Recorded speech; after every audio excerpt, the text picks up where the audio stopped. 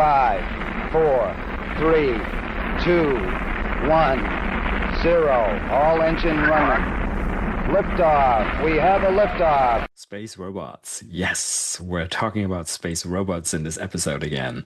Who doesn't like that topic? Icarus Robotics is a New York-based space robotics startup that just raised its $6 million seed financing round. Co-founders Ethan Barajas and Jamie Palmer are my guests. Enjoy. My name is Raphael Rodkin. I'm the founding partner of E2MC, Earth to Mars Capital, a venture capital investor in dozens of space startups worldwide, among other roles I have, such as being a part-time podcast host. Just as a reminder, this podcast is for informational purposes only. It does not reflect any view by E2MC, and nothing should be taken as investment advice. Before we start, a quick favor. If you do enjoy this podcast, please leave us a 5-star review on your favorite podcast app, such as Apple or Spotify. It does help other people find the podcast. Now on to today's episode. Hey, space enthusiasts. Welcome back to another episode of the Space Business Podcasts. My guests today, Ethan and Jamie, they're the co-founders of Icarus Robotics. Welcome, guys.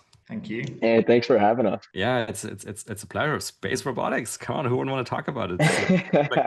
It's like super exciting, right? Like, sci-fi movies and everything, like we need robots in space. It's kind of seems obvious to me anyway. But let's like flesh that out in detail, of course. So the way we usually do this is when we have startups on the podcast is to start with an elevator pitch. So maybe Ethan, if you don't mind, if you want to give us the quick elevator pitch on Icarus. Yeah, I'd love to. So Icarus is developing dexterous mobile robots. So you can think of that as almost a free-flying drone with arms to augment astronaut crews by handling the routine, the time-consuming, and even some of the hazardous tasks at a fraction of the cost of human labor. And what this will do is unlock scalable commercial manufacturing experimentation in space. Whereas right now we have these astronauts that cost $130,000 an hour to keep alive doing these basic menial tasks. And we're lucky enough to already have design partnerships with leading commercial space station destinations, NASA. And recently we announced our fundraise of our $6.1 million seed. And we're prepping for our first deployment to the ISS in Q1 of 2027. We're prepping for our parabolic flight test. So it's going to be super exciting next few years. And we can't wait to bring this vision to life and scale orbital labor. No, good stuff. And congrats on your seed round. I saw that's great. That's putting you on a great path, I guess. So just picking up on something you said here. So you call it, I think, free flying robots with arms. Just to kind of get a bit more clarity on the product. So is this for like inside, say, like ISS or space station, or like even extravehicular outside, or both? Yeah, so the very first use case is actually inside of the space stations.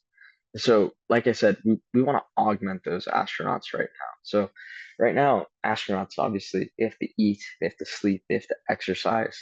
But in the small portion of their day that they can actually do work, it's spent on not doing the science and not doing the manufacturing of things that will generate revenue for commercial stations once we transition from ISS government-backed model to players like VAST or Axiom or Starlab. And so we want to take care of those basic tasks, the largest one being cargo bag manipulation. So every about 60 days right now on ISS scheduling, we get about 3.5 tons of cargo to the space station. And that'll take a crew of 4 astronauts about 7 days to unpack and repack over the course of that resupply mission. So it's 14 days total just spent moving bags. And we've heard anecdotally from talking to astronauts that if they're going to do an experiment or a manufacturing module, sometimes if it's a 2-hour block for an experiment, the first hour to hour and 30 minutes is spent just going to those cargo bags and getting the supplies needed to carry out that experiment. And so astronaut time is something that's really, really scarce in space. And if we want to scale anything meaningful and develop the next generation of pharmaceuticals, semiconductors, fiber optics, you need more labor. And so our robots are at first augmenting those basic tasks. And in the future, once we solve that robotics problem, zero-G manipulation, contact dynamics, we can then think about moving outwards of the pressurized volume to EVA environments for in-orbit servicing, assembly, manufacturing, and things like that. And I just want to like pick up on one of the numbers you mentioned there because not every one of the listeners may be aware, but I think it's just such an impressive number. I think you said 1 hour of astronaut time, right? And basically, at least the way NASA charges it out, it was what, like $130,000 an hour? Yeah, $130,000 an hour. And Yeah, that's typical. that's a lot, right? Sort of like, like all you like New York lawyers, corporate lawyers making $1,000 an hour, you like low paid labor, basically. I mean, this is really up there. And obviously, like any sort of, and I'm putting on my head as a space venture capitalist, right? Is actually when we talk about use cases like in space manufacturing, one of the questions we always ask, like, well, I hope this is autonomous or can be done autonomously, because we really do not want to use any astronauts. It's just too expensive. But maybe talking about robotics in space, I mean, maybe we can take a step back and maybe Jamie, I can ask you, like, I mean, obviously robotics has been around terrestrially for like many, many, many decades, right? I think the word first came up in the 1920s or 1930s, some Czech author, and then obviously in industries like automotive, but not exclusively, we have very heavy use of robots. And so space kind of stereotypically is always sort of the bleeding edge technologically of everything. Like, and the space station has been up there for like, decades now as well. Like, was there any particular reason we haven't had more robotics in space before that you can see? Yeah, absolutely. I think there's a very big reason why, and I think it's terrestrially we're seeing this new boom in robotics, which is very new, which is this move from these kind of predetermined robot actions and robot motions towards actually using robot learning, which is really exciting.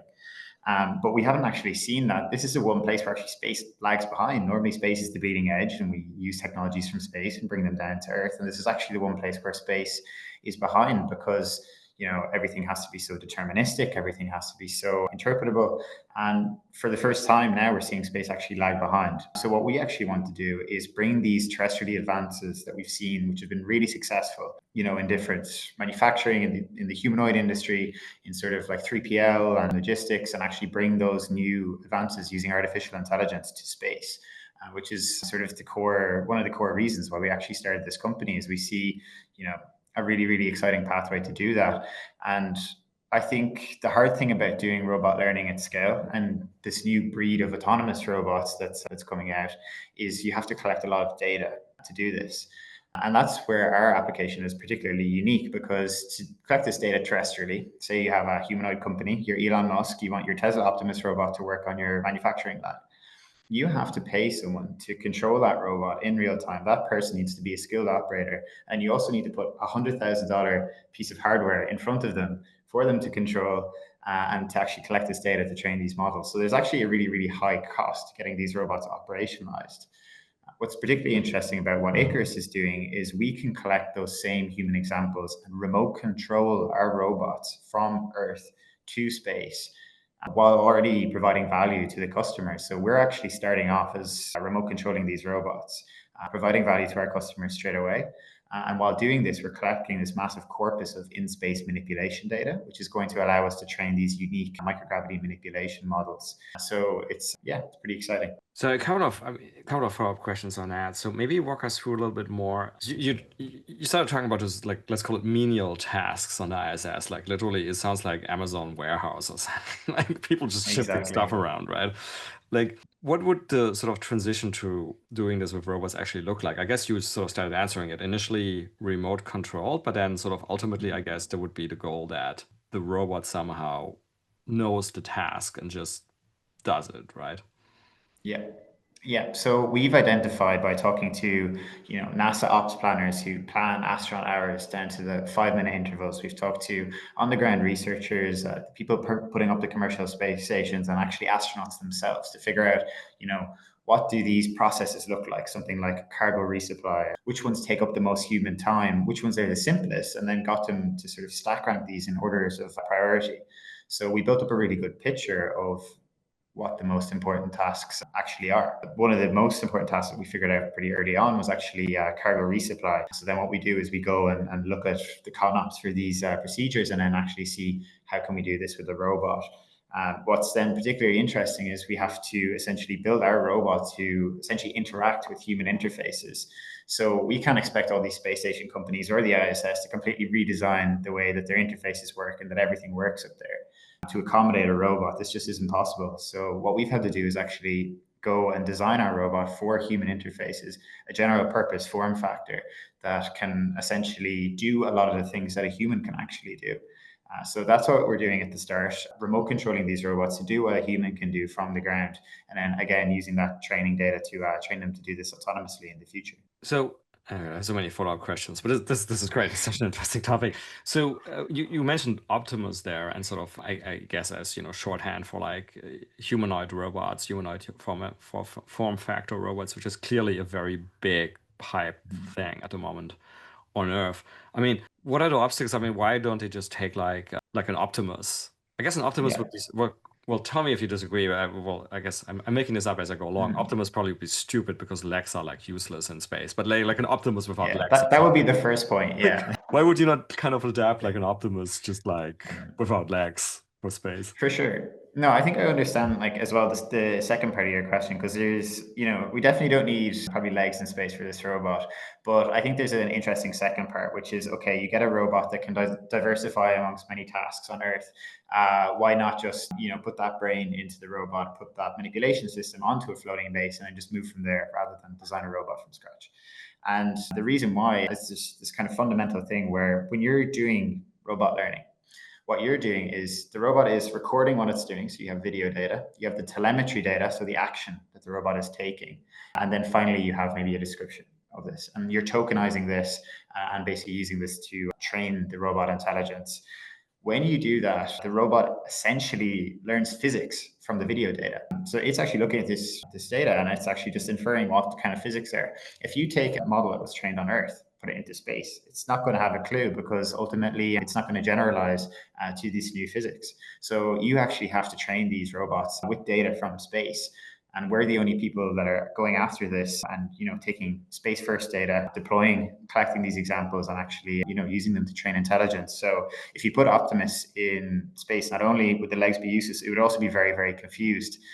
And it would have to spend a lot of time collecting data and be training up there. So we're doing that first. And that's our sole focus with our company and our robot. Okay, cool. I want to exploit some of the sort of tasks and use cases in more detail and come back to you even in a minute. I just want to ask one more question on sort of the sort of technical side or other, technologies which may be out there. And so we talked about Optimus, so that's Tesla, that's a US company, and you guys a US company, and the ISS not having any robotics. You guys have any visibility? I mean, there's obviously many people forget there is one other fully operational space station out there run by a nation which is extremely good from what I can tell in robotics. China. Do you have any like view of what they may be doing with space robotics? They've released some videos of some of the space robots that they build online, and yeah, they know how to build robots over there. So it's quite interesting.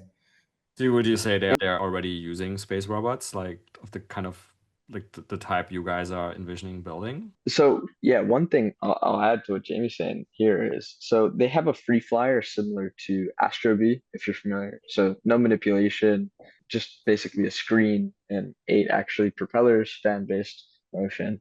And it seems to be more understanding what the zero-G movement and controls look like for just a mobile base in general. But we've heard a lot of rumors about China's capabilities and what they can actually do on Tiangong space station. So some people have mentioned, oh, hey, they figured out a automated or semi-automated way of cargo resupply. Do we know if this is true or not? We're not sure. And that's some of the issue of, having a space station in China where we don't have all of the information. Obviously, space, everyone's very cooperative and they show new discoveries and things like this, but some of those advanced capabilities we don't know about. We've even heard about Tiangong itself autonomously reconfiguring itself. And very recently, there's been images of, China's space plane and things like this. So it's definitely something where we always look at them and say, wow, they're doing some really amazing stuff. And if we want to stay on par with them, we have to do the same sort of amazing stuff. And so we look at them as like, I guess, a bit of like friendly competition in that we can do everything that they can. And when you build a robot that's natively for zero G, and this kind of going back to the Optimus question that you had earlier, the capabilities that you can get out of something that's natively built for its environment are much higher than one that's adapted. So I think that's really interesting with our robot. Understood. So we talk about sort of the tasks that can be performed. So you started mentioning some of the stuff that sort of currently on the ISS, like moving stuff around for experiments and so forth.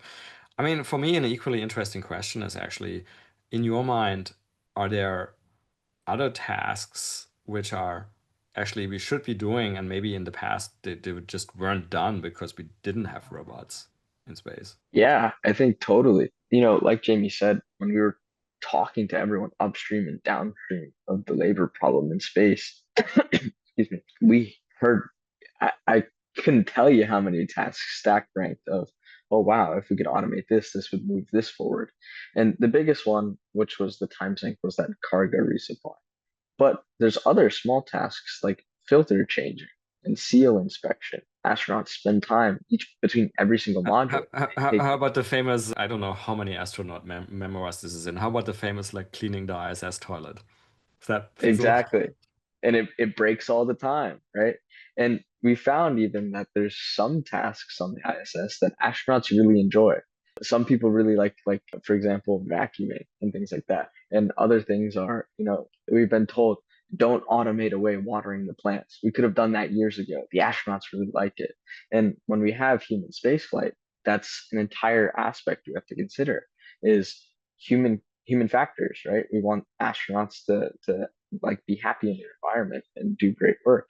And so there's some things that are valuable and other things that, okay, it may take 5 minutes more for an astronaut to do, but it's actually very good for them to do. And, one of the things that we learned when talking to researchers and ops planners is a lot of these experiments, they're made to be astronaut proof, which is a bit funny of a concept because astronauts are some of the most highly trained individuals that come from amazing military or science backgrounds that are trained for one of the hardest environments to operate in.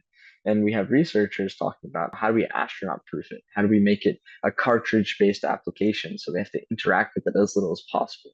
Not necessarily because the astronaut messed the experiment up, but because they want to make the experiment as robust as possible.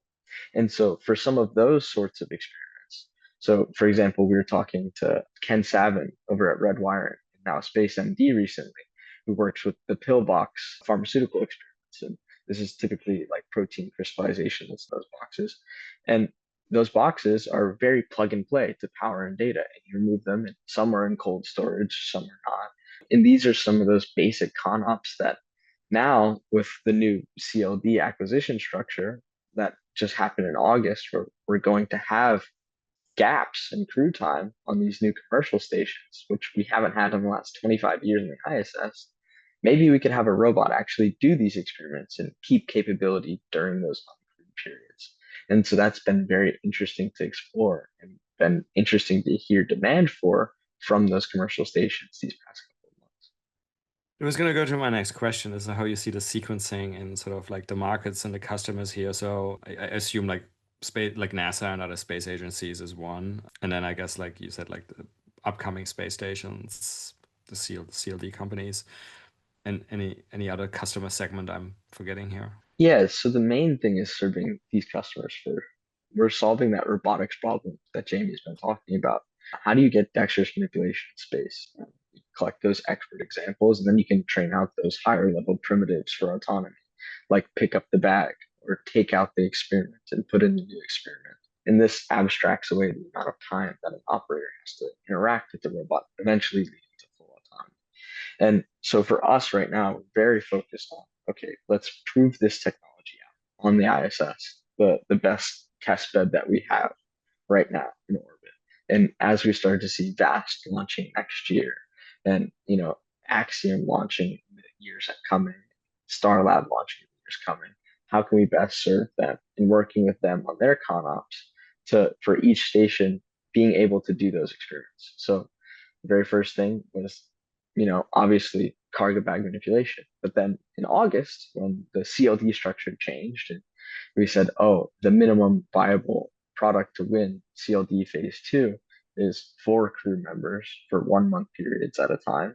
We've started to see people change some of their ops for these commercial station demonstrations to move from continuously crewed, which we've been saying we were going to keep since 2019, down to these 1 month periods. And that leaves this $100 million to $1 billion facility orbiting the Earth not doing one of two things. And when you're a commercial station, you make money in two ways. One is commercial astronaut seats. So you're selling this to other nation states, you're selling this to other billionaires that are going to take tours on the ISS. And then the other one is manufacturing and experimentation. And during those down periods, now you don't get to do either. And so if you can autonomously do some of that science and some of that manufacturing, that becomes extremely valuable. And so that's been very interesting to explore, especially in these last 2 months, where we thought we would be augmenting crews for a lot of the initial deployments because we would be continuously crewed. Now there's this period where there's no crew. And how can we provide value? How can we move that needle when there aren't crew? And so that's something that we're taking to into account very seriously, and like are working through RFIs. Yeah. And I guess from a commercial point of view, I'm sort of thinking through this as we speak here. It's also, I mean, you don't have to give away obviously anything confidential, please, but is the pricing question also strikes me as very interesting because on the one hand, you have this really high, you're basically replacing work that's done at $130,000 an hour with something that, can be up there, work 24 hours a day. And I don't know, what lifetime do you foresee for these robots? Yeah, so there's definitely going to be a lot of like maintenance that's needed, and Jamie can actually talk to this a little bit better. Yeah, for sure. So, like looking at the lifetime of a robot, like we have some internal estimates right now, but we probably won't disclose like too much on the technical side. But yeah, like you put something up like this, and it can last for a number of years, and really quite a meaningful life cycle. Because if you think about the duty that you're putting through these, it's actually fortunately really not that high in terms of load. So the kind of benefit of going to microgravity, one of the few at least. So yeah, we imagine that like essentially you can put a fleet of robots that a small to moderate sized station can accommodate about 3 robots, and then you're looking at an extended life period, and you would essentially change them whenever you would need to. But yeah, and then in terms of how we think about the cost, we think about well, there's one thing, it's like astronaut hours, how much experimental throughput can you push back? But also just to look at that time of now when it's uncrewed, we're now giving people a means to, embody themselves and actually interact with these payloads when there's nobody else up there.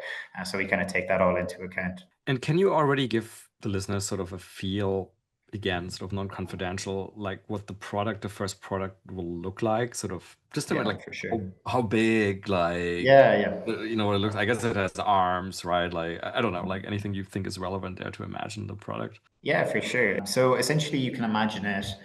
The robot is initially designed to fit in a 1 CTB, which is a standard NASA cargo bag. So if anyone's watching the video, this big, so not huge, not the same size as a human torso, but a lot smaller. And ultimately, then it has 2 robotic arms mounted to the front of it, which are modeled, like I said earlier on, as human factors engineering. So essentially, you can imagine arms the length of a small person. And then, yeah, we have a thruster layout that allows us to move around in 6 degrees of freedom and some other clever bits and pieces as well that we use for autonomy. In terms of something that you can imagine close to it, if you've seen any underwater robots, any ROVs that actually also have robotic arms, it's actually quite a similar form factor by design, because this is the other sort of bimanual manipulation robot that also has a floating base that operates kind of in similar conditions. So yeah, it's very close to an underwater robot. So that's actually, I haven't thought about it. That's a great point because I mean, they're also in a way operating Yeah. in zero G microgravity, right? But still, Yeah. like, it wasn't like a sort of sensible pathway to take some of that tech and adapt it for space. Oh, well, I think not necessarily the tech, but I think a lot of the learnings, a lot of the dynamics, a lot of the thruster layout, a lot of the ways that you think about how you carry out tasks and even operational procedures, a lot of that learning is inspired by what's been done for the last 20 years in underwater robotics. So that's a great corpus of information for us to, start on so that we're not starting from scratch. Okay. And I guess because, in terms of the conditions and learning how physics work as you described it, I guess that then also means we have to basically train again if like, if all goes well. I'm assuming, like you said, you guys are starting space stations in Earth orbit or so, but I'm gonna guess, and you guys can talk about it, you have ambitions later on to like workforce on the moon or Mars and places like that. So then you have to train again. Okay, here's like 0.166G environment, here's 0.38G environment, and so forth. Yeah, for sure. I think so. One of the things that we hear a lot about is, especially with projects like Gateway and other ones, is we kind of ask, who's going to maintain these things? And NASA often says, it's got to be robots, robots, robots. But when you look around, there's no one actually like building these robots yet, which is kind of can be sometimes worrying. What we're hoping to do is actually take the learnings that we get in low Earth orbit in a different gravity environment, and then actually go and we can collect these expert examples. We can go and train this autonomy in Leo, and then actually go out and build these like fully autonomous workforces for deeper space missions, something like the moon, something like Mars. Yes, there's going to be slightly different gravity, but I think once you train something in microgravity, you can start to adjust through simulation. And I think maybe learning to adapt to Mars gravity from the moon, or maybe moon gravity from Leo, is probably a lot easier than trying to go straight from Earth gravity and expect everything to work the same. I mean, from a business point of view, even is that like, say, like the lunar market, there's a lot of excitement around it already right now with like more and more private missions going to the moon, like people starting to really talk about use cases like, like fancy stuff like helium-3 extraction, other raw materials. Is that a market already worth looking for you guys, or do you think that's more like medium term? Yeah, it's definitely more medium term, but it's extremely exciting to hear people talking about it because the further that you push exploration, it brings those closer things into much more clarity and much, much faster they come to reality. So if we're talking about going to the moon and Mars, and the Moon to Mars director at NASA has been getting a lot of attention very recently because it seems like the US government has finally realized that the most valuable real estate in the entire solar system is the poles on the moon. There is that water ice that is rocket fuel that gets us to Mars. Like that is the most valuable real estate. And like you said, talking about helium-3 mining on the moon for things like fusion and energy, it's very, very exciting. And we like to see that NASA is moving from, what was once the bleeding edge in low Earth orbit to continuing their history of exploration, pushing the frontier, which is the moon and Mars. But for us, the main business case remains low Earth orbit. And so we touched on it in the beginning, but there's certain things that we can do in low Earth orbit that you just can't in 1G gravity, terrestrial, in microgravity. So one of the things that I talked about earlier with Redwire pillbox is protein crystallization in pharmaceuticals. There's a bunch of people that have worked on this in the past. And the most famous example is Keytruda, which I'm sure you've probably heard of. This is one of the best cancer therapeutics on earth. It made $25 billion last year and has treated millions of cancer patients. And those learnings that we took from space research directly had an impact. It's the same thing with semiconductors and fiber optics and superalloys, flawless photonics with Z-band. You have these crystals that have less impurities, less bubbles, which gives you better data transfer, less energy consumption. And it's the same thing with chips. It's the same thing with these alloys that will push forward all of these industries on Earth. And we're just starting to see these business cases actually emerge, these killer applications, as people say, for low Earth orbit economy. And what you're getting purpose-built companies for this. So you're very familiar with Space Forge, and they just launched for Star One, which is super exciting. But then you also have companies like BARDA focusing on pharmaceuticals. And so when you have these business cases, we can do things at a volume. And so when you have these reentry vehicles, you're saying, hey, I'm going to do low volume experiments or manufacturing, and I'm going to do high cadence reentry. And then when you have these space stations on the Earth orbit, you're saying, I'm going to do high volume of manufacturing research, and I'm going to do lower cadence of reentry with a much higher volume. And all of these things converge into the same vision of an orbital factory for whatever these killer applications end up being, with high cadence reentry vehicles. So now you're doing high volume and high cadence. And it's interesting because these are all almost symbiotically related and in a symbiotic relationship with human spaceflight, because we need human spaceflight to actually push forward the research that will find those killer applications for manufacture at a high frequency. And that's why it's so important for us to focus on this early market in low Earth orbit and enable it by augmenting astronauts and pushing forward the science and research and manufacturing when they're not there, because this is a massive multi-trillion-dollar market that is just about to explode. And as we see, launch get cheaper and cheaper, and we see more and more rockets launched in low Earth orbit, more and more payloads, that's really exciting. And then you look at even closer term or I guess in between, like moon and in between low Earth orbit, you have people starting to launch massive amounts of infrastructure. You know, just 10 years ago, we had a few thousand satellites in low Earth orbit entirely. And now I think SpaceX just cracked over 8,000 by themselves. And this is telecom. And so there's two ways you can think about this. One is I can re-enter all of my satellites so they can hold up in the atmosphere. Or two, if I have a geosat, I could go actually maintenance this. And so in orbit maintenance is getting a lot of talking about right now. And that's something that you need robotic intelligence for. And then you get people talking about, I'm going to build orbital data centers and large Yeah. scale infrastructure. Yeah. Well, I was you thinking about need maintenance. space-based solar power as well, like, Yeah. basically putting together like huge, have to be very huge structures, and then doing the maintenance, and then which also will not be trivial. Which is why I asked you at the beginning, sort of whether it was inside or outside, because I think there's some very exciting use cases outside of the like extravehicular as well. That could be like huge markets. It's interesting you mentioned the in-space manufacturing market. As I mean, I'm biased. I'm very excited about it. Just for the listeners, if you're interested in some of the stuff Ethan was talking about, mentioning here, like cancer drugs and so forth, there are many episodes you can listen to on this podcast. So just to a few off the top of my head. So we had Ken Savin, you mentioned him, Ken Savin from Redwire, chief scientist. He was on a podcast maybe a couple of years ago. We had Paul Camoon from Space Pharma. They're also active in this. We had Professor Alison Mortree, very, very interesting research on brain organoids.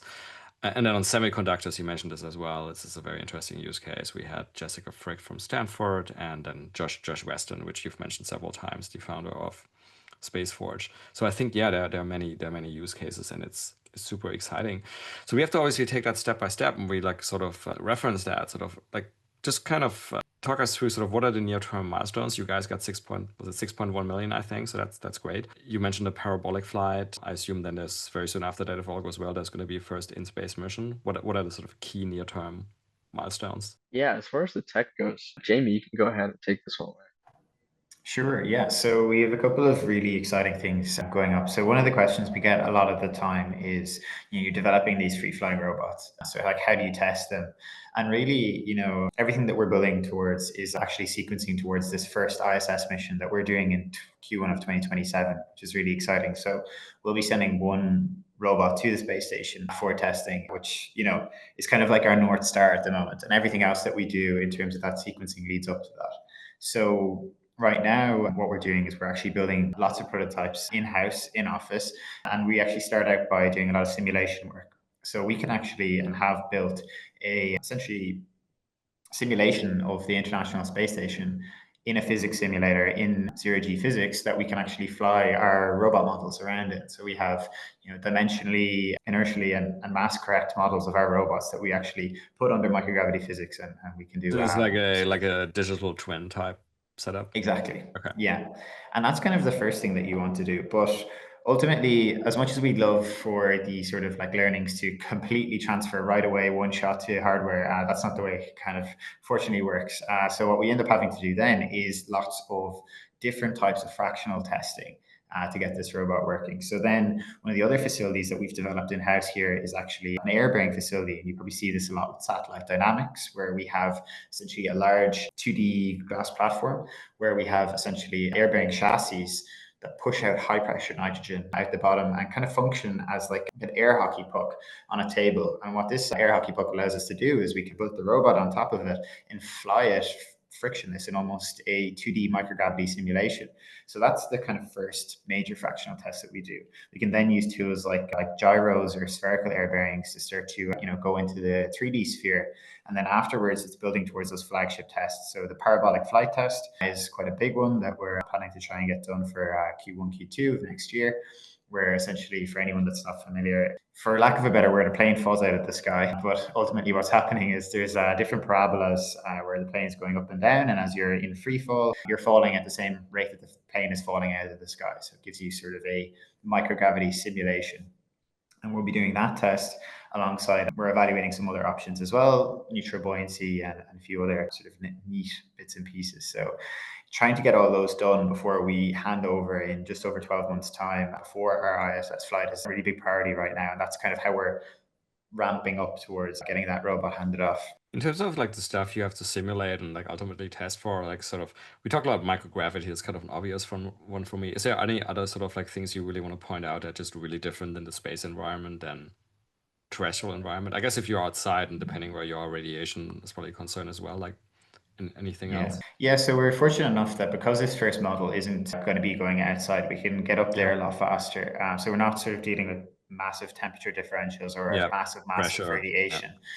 So ultimately, in a way, it's very similar to like deploying terrestrially. It's just it's floating, I guess.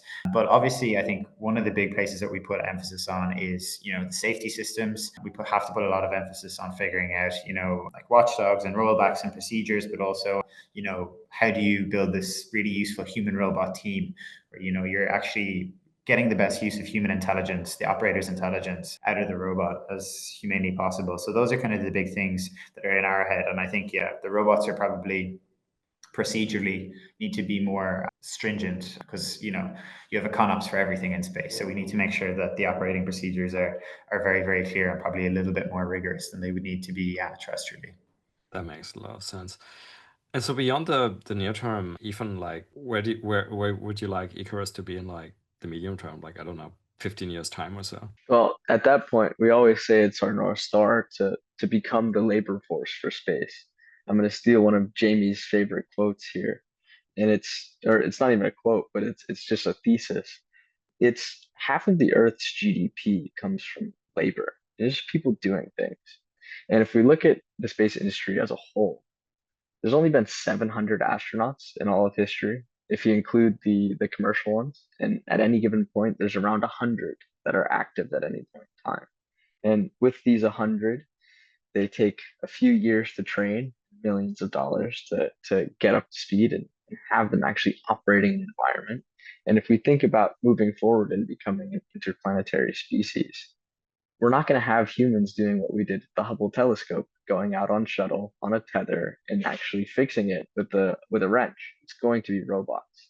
And so for us, as we move to the moon and Mars, we want to support the infrastructure to get there, not only in microgravity, but eventually on Earth or on the moon, on the lunar surface, on the Martian surface. And I think that's really exciting, especially as we have this big push to not only go back to the moon, but actually build a habitat on the moon and have a continued presence there. And that's something that we'd be really excited to support, push forward, and actually make sure that we do have a foothold on the moon. Because like I said earlier, the most expensive, best piece of real estate in the entire solar system is those pieces of water ice. And if you can support something like Lunar Gateway, that is a path to actually get to the moon and even do things similar to what we see with the surface avatar tests out of the German Space Agency and ESA. That's really, really exciting. And so that's the future that we want to push forward.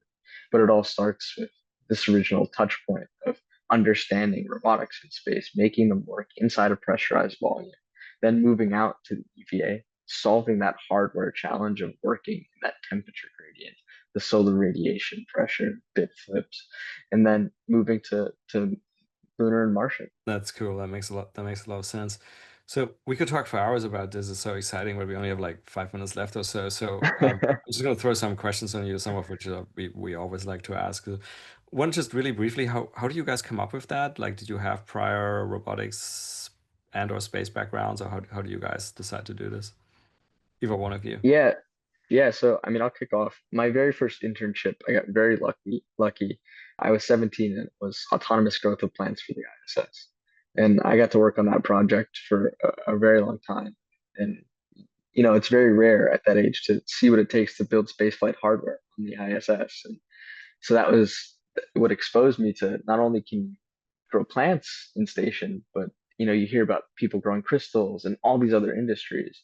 And then I was lucky enough to go to university at Caltech, which obviously runs NASA's Jet Propulsion Lab. And every single professor there is a teaching professor that works at JPL. And so I was lucky enough to touch lunar rovers and Martian rovers and work on that sort of hardware and see everything that goes into that. And So it's just this thesis that's kind of been brewing for a while. And, it's this problem space that I knew. It's like, we can't get 5 minutes for our test on station. Like, and we're NASA. What's going on? And, when I met Jamie, he has this amazing thesis about robotic labor that I touched on a little bit before, and I'll let him talk about it. But it was the collision of those two worlds that really Icarus was born from. Gotcha. It's actually kind of ironic. You said, so your inspiration was when your first job at NASA looking at plant growth, and then I just learned from you that actually that's the one part they don't want automated. They want they want to water the plants. But anyway, Jamie, you were coming from robotics. Yeah, it's actually funny to that initial point. I think you're the first person to point that out, and we've given this pitch, I think, maybe 1,000 times. So it's pretty funny. Yeah, so my background, so I've been working in sort of top research labs and in like robotic startups in around the last sort of 5 years. So I actually started off building therapeutic robots for children in hospitals. So that's more of a sort of human robot interaction, even sort of robot to get into it. Then afterwards, I spent a lot of time doing navigation and SLAM work, and then ultimately wrote my thesis on deploying robots to human-centric environments. I got really interested in this idea of human-robot teaming. I then went on to sort of use that knowledge at a startup called Icarus. Basically, what we did was we deployed autonomous mobile robots to hospitals during the pandemic, so live to hospitals to assist frontline workers. So, as you can imagine, a hospital during the pandemic or a nursing home, wherever, whatever medical facility, this is a very sort of chaotic environment where the sort of bars are really quite high. And you're also operating around humans, which is actually quite unusual for robots. We talked about manufacturing lines earlier, and these robots are actually completely separated from the humans. And there, I got a really interesting look into what does it look like to be on the forefront of the field, to be deploying these robots, and then to sort of have this like human robot teaming. And a brief stint as an engineer in F1. So before robotics, I was a big motorsport fan still, and I wanted to kind of try that and kind of see if that dream was the one for me. So I worked at the Mercedes F1 team doing test engineering for just over a year, but ultimately missed robotics so much that I left. I moved to the United States. I did my master's at Columbia in robotics, got to work under Matei Chokarli on dexterous manipulation, and got to be on the edge of sort of that sort of grasping and manipulation work, and started to really see a lot of the new advances in robot learning, especially around manipulation and dexterity. So some really interesting research come out around that time. Some groundbreaking research from Google, the RTX paper, which showed, real promises of general purpose robotics actually becoming a thing, and got obsessed with it. And around that time, picked up by Entrepreneur First, and was fortunate to meet Ethan. I was working on a bunch of general purpose robotics ideas, and like many people that also are looking for that killer application. And after meeting Ethan, learning a lot about the space industry, it became pretty clear that actually one of the best places to put robots is actually, well, it sounds obvious now, is one of the hardest places and most expensive places to put humans, which actually is in space. So we really come at this company with the idea that general purpose robotic labor is kind of the core technology here that we're using, and we think that space is actually by far the best market to be deploying it. Gotcha. Okay, we don't have time for our sort of standard last question, traditional last question on this podcast, which is usually is about science fiction and favorite science fiction. But I'm gonna like adapt that slightly for you guys. It's like favorite robot in science fiction. I'm gonna go first. I'm gonna say TARS from Interstellar, which I'm sure you guys know. I'm gonna leave out like the silly ones, like the Star Wars ones, and like Marvin from Hitchhiker's Guide. Yeah. What about you guys? I could say my favorite for sure is, it's close. It's going to be like some of the robots from iRobot by Isaac Asimov. There's a few cool ones in there, but my favorite from the movies is Ava from Ex Machina. So a very realistic, almost indescribably different. Like you can't even tell it's different to a human. And that one is particularly interesting to me. Oh, like in distinction from humans, of course. I mean, very scary, but also very cool. I think is the Yeah. Battlestar Galactica Cylons, like Oh yeah. the second generation ones, like the skins, basically. But anyway, sorry. Like Yeah. that's just Ethan. How about you? No, I'm actually gonna go on the more silly end with it and say from Wall-E. Wall-E is by far, because it's almost exactly what we're doing. It's this little robot that was, still on Earth, sent to do all these little basic tasks until it was ready for humans to come to. And I don't know, if we extrapolate what our goal is, it's the same thing, just on different planets. Let's go send Wall-E prepare the Martian surface for us to get to, the lunar surface for us to get to, or work on the space station so we can send humans to live in the space station. So I always like Molly. It's a great movie. Like they're all great. Just build some of them, like Tars, like Cylons, you know. They're all cool. Guys, thank you so much. It was a lot of fun. Best of luck with deploying your newfound funding round. Yeah, we'll be watching what you guys do in your orbital test next year. Awesome. Thank Amazing. you. Thanks. Thank you. All right. I got to run, but I think that was great. All good? Yeah. No, yeah, fun it was question. amazing. Really enjoyed it. Yeah. Good stuff. Good stuff. I actually I think I was just going to say, I think out of like a lot of the podcasting stuff that we've done, I think this one has been a lot of like the most fun with a lot of the questions because, you know, it's not often, you. a lot of the time we're speaking to people that have tech backgrounds, but not necessarily, you know, great space backgrounds. So. Yeah, or they just don't know how to like, you know, do a entertaining podcast either. I'm like sometimes on podcasts as a guest, and it just like drives me nuts when there's someone is clearly like reading one question after another. Yeah. Anyway, so I think we have 1 or 2 more in the pipeline before that. So you guys are probably going to be out in like 2 or 3 weeks, but I'll let you guys know, and Benjamin, who's somewhere there, know as well. Amazing. Yeah, super exciting. And thanks again. Say hi. Yeah, take care. We will. Bye. And that's it for another nominal episode of the Space Business Podcast. And once more, if you enjoyed this episode, please leave us a 5-star rating on your favorite podcast platform, such as Apple or Spotify. You can follow us on Twitter at podcast_space. We're also on LinkedIn under the Space Business Podcast. Lastly, if you have any feedback, including ideas for guests, and that may even include yourself if you have an exciting space story to tell, or interested in becoming a sponsor, or really for any other suggestions, you can drop us an email at spacebusinesspodcast@gmail.com. Thanks so much for listening, and see you for the next episode.